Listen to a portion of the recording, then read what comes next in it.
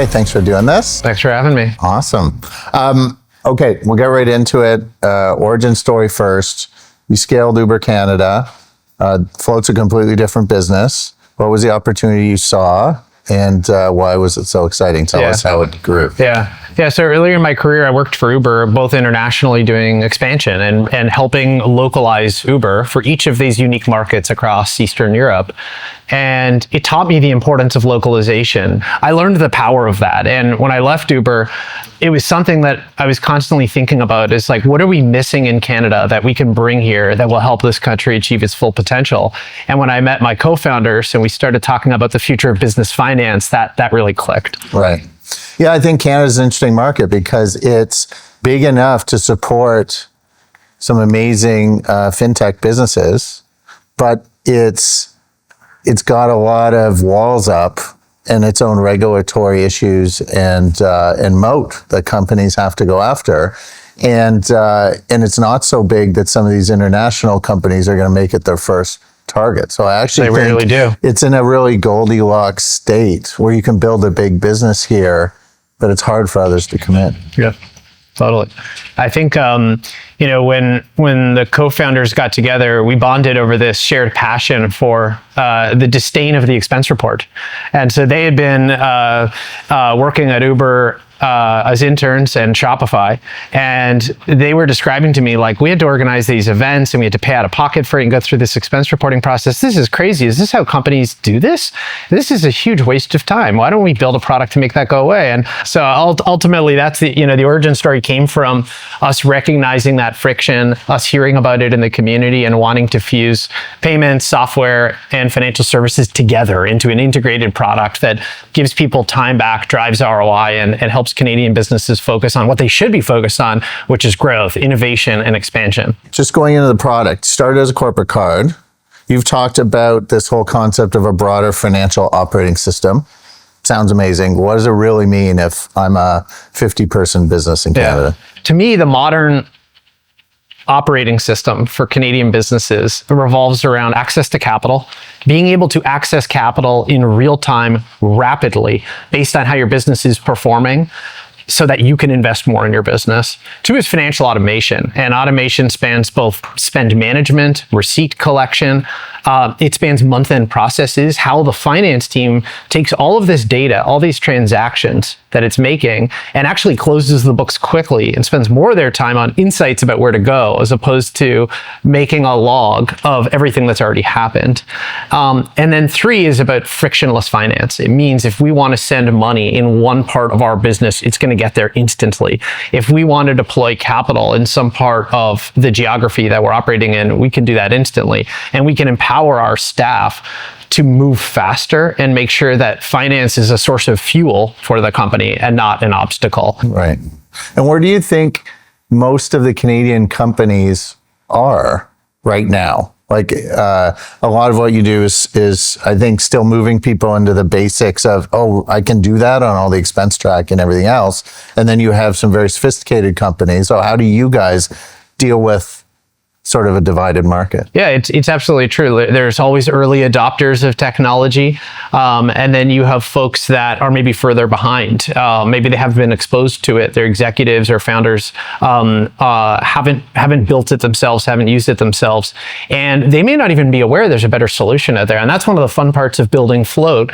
We get to play a role in marshaling Canadian companies into the future, showing them what's possible without restraint. And so it is true, we serve some amazing companies that are Canada's fastest growing, most innovative companies that we look up to, if anything, and aspire to, that we serve.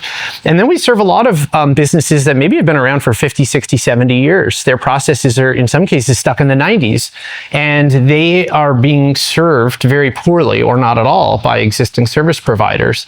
And so what we try to do is build the best possible product for the market that we believe is going to lead them into the future and meet them where they are. Can we take a minute just on what is so hard specifically about Canada? You mentioned before Quebec and some other good, but and I talked about a moat, but just real quick, like 3 or 4 of the hardest things for someone to come into this country. Yeah. A couple of things that are really difficult. So one is access to capital for SMBs is a huge challenge. Like we have a well-developed banking sector in Canada, but it's largely focused on mid-market and large corporations. If you're an SMB, getting something as simple as a card with a $10,000 limit is next to impossible. Getting access to flexible lending facilities that grow with your business is very, very difficult. The vast majority of Canadian businesses don't have access to enough capital. So that's one consistent challenge. The second is really around financial operations. The average Canadian company spends dozens of hours on a monthly basis, basically reconciling what they've already done. They are collecting transactions from their team that's been spent individually. They are sending money through wire payments and EFTs and legacy rails that in some cases are very costly to send, can take up to 3 to 5 business days to process, and create a huge mountain of administrative work for what is inevitably typically a small business and a small finance team. All those things get in the way of driving productivity. And the last one is an overwhelming set of point solutions, meaning they're using an ERP or an accounting software. They're using a card product that doesn't speak to that software. They're using receipt collection software. They're doing all of these things, and they sit at the center of it. So there's a huge coordination tax. And so what Float does is pull all of that together in a way that works well for Canada, that is localized for Canadian taxes, that is localized for the province of Quebec, that is localized for Canadian currency and US dollars, and is all built for Canadian businesses.